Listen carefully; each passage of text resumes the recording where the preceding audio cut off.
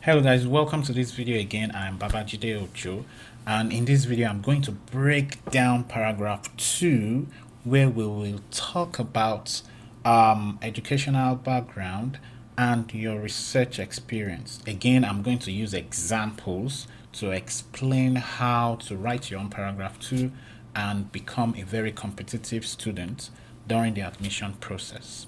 If you have not seen paragraph 1, please see the card that is displaying on the screen right now and watch that before you continue this video. Paragraph 1 is where we talked about your introductory paragraph and how you can write it to become a very competitive and top candidate during the admission process. So please watch that before you continue this video. So without further ado, let's get into the classroom and talk about paragraph 2. You need to learn how to write things in brief, be concise in your sentence and, still pass the important message. And again, you want to make it easy on the reader to know how well you are fitting to this particular position. So the key questions that you want to answer in this paragraph is where did you have your educational experience? What did you learn? How will this experience be helpful if you are admitted into the graduate program? Do you have any research experience? If you do have a research experience, can you describe briefly what the research was about? And most importantly, the implication of the research. So it's not just about doing research. Can you tell us the big picture? And also, we want to know your role in the research. Did you lead the study? For example, it might be your main master's project or your undergraduate project. Or sometimes you might just be an intern in the lab. Let them know you were an intern, but you participated in doing so and so. So it's important to clear up your role. If you led the research, that's a very good thing that you should make clear in this paragraph, and we'll talk about an example in a minute. Now, I just quickly want to say, when you are talking about your research experience, most of the time when my mentees send me their statement of purpose, they just waste time talking a lot about their research. That's not the key here. In some programs, you'll be required to have like a research statement. You can discuss that at length in that particular document. But in some programs, you will not be asked to write like a whole research statement or a separate research statement. So if you are just going to talk about research in the statement of purpose, make it brief. And the way you can do that is just talk about the topic of the research, the main finding, or findings. You don't have to talk about all the results. So what are the key findings? And the implication of the research. And like I said, we are going to look at an example right now. Before we go to the example, just some helpful tips right here. If you have a lot of research experience, you may maybe split this paragraph into two. So instead of having like 6 paragraphs total, 5 paragraphs total in your statement of purpose, you have like 6. That's okay. But I would say you can still do a good job talking about both briefly, or just picking one experience and just talk about one. That's fine. They are still going to look at your CV and see all you have done. But you want to talk about one that excites you, or that is more related to the particular course you're applying to. Now again, keep your research discussions brief. That's very important. Don't bore your reader with lengthy discussion. And importantly, if you don't have any research experience and you will have to do research during your master's or PhD, you should show enthusiasm for that should be enthusiasm, for the type of research you hope to do. So how excited are you for the type of research that you have proposed to do in paragraph 1? We talked about that in paragraph 1. If you haven't seen paragraph 1, please do that somewhere on this channel as well. So lastly, if you are changing fields, so if you are going to be in a different field for your master's or PhD, try to give an explanation here in a sentence or two. Explain why and show the things you have learned in your educational background or your research background that will still be helpful in this new field.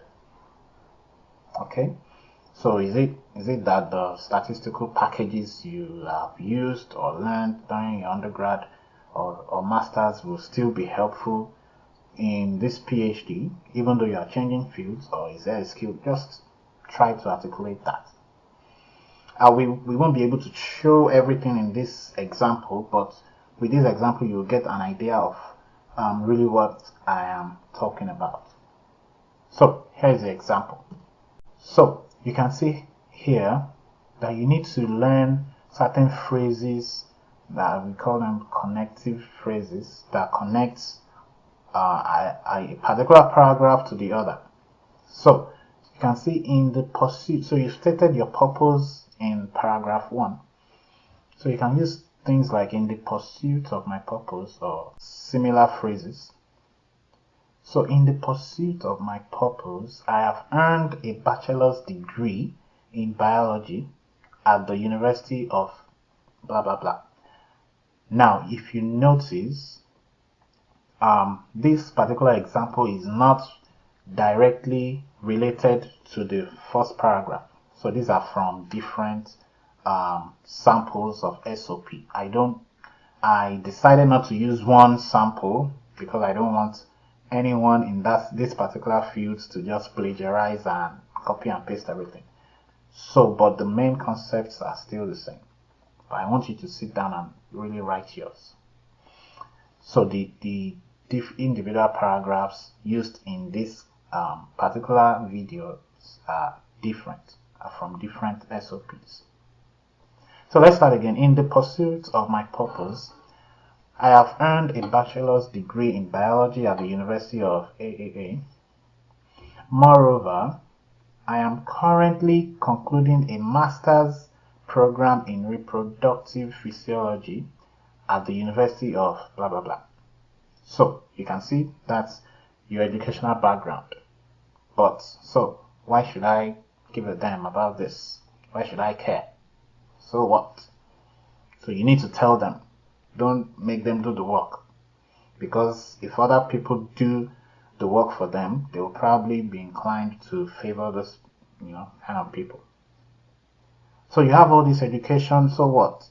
What does that mean? Why should we care?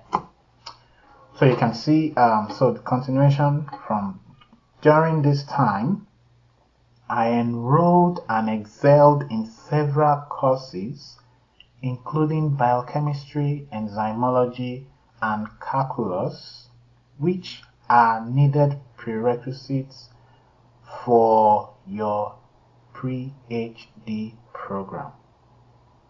Do you understand what he did there?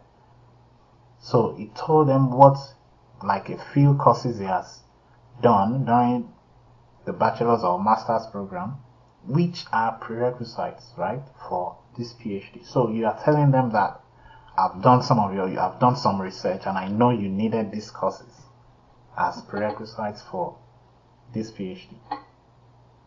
So that is brilliant right there. Now, furthermore, I have developed a significant research expertise in hypothesis formulation, data collection, and data analysis. So this is what you have gained from your research experience, which, is something, like I said, you have to give examples. When you are telling them you have done this, so how can you describe the fit for what you are applying for? So what did you learn? How does it fit? I don't want you to stress me. Just tell me how it fits with what you are looking for. Now let's continue. Now, this is evident because you are talking about you have developed significant research expertise, right? This is evidence in my master's research where I played a lead role in a study that investigated the fertility potential of the C. avidum fruits using a streptozotocin-induced rat model of diabetes. So you can see that he told them he has a significant research expertise, and he followed up with the example of my expertise. So I've done this research titled, he gave us a topic of the research and also talked about his role. So he played a lead role, he led this particular research. So it's probably a master's research. So that is how you link things together. And again, I just want to mention here, I know some of you, especially for international students, you may be very timid to when it comes to research. Of course, these people know that you are not experts yet, but you should be able to articulate the little that you have done very well. You should be proud of what you have done. So you can see he said he has developed a significant, so using those kind of adjectives, quality, you have a quality experience, significant experience, even though it might not mean much to them, but at least you are proud of what you have done. So don't just belittle yourself or your experience. Show them you're proud of it. Alright, let's continue. So remember he told them the role and the topic of the research, right? Now, the results showed that the fruit peel, and not the pulp, improved male reproductive dysfunction induced by diabetes through alterations in the levels of reproductive hormones and activities of steroidogenic enzymes in the testes. So he just gave them like summary of the results in one sentence. So you don't need to start talking about, especially for biomedical people, you don't need to start talking about these individual genes, blah blah blah. Just give us the main point, main findings. Okay, key findings. Like I said, key findings. And research is not the only thing they care about in graduate studies, so you don't want to waste time on that. Now let's continue. So you've talked about the results, right? The results showed blah blah blah blah blah blah. Now, if replicated in humans, now this is the implication of the result. So if replicated in humans, this may be a vital support to improve male reproductive infertility commonly observed in type 1 diabetic adults. So you are telling them that you understand the usefulness of this research. So the big picture, because you are not just doing research for the sake of it. So tell us the implication, like the overall goal of this research. So even though you won't be conducting this particular research in humans, you understand where this research can end up in, what this particular research can result to in future if pursued further. Now, of course, if you have published, you can add that to it, that this study is currently under, or this study has been published or whatever. But in his case, this study is currently under peer review with the International Journal of Reproductive Toxicology. So just, if you have published, of course, you can say you have published this research in so and so journal. You can think about what is important to present, to sell, to market to the admissions committee. So if you are ready to write your own paragraph 2, sit down, reflect, draft, arrange, and perfect it.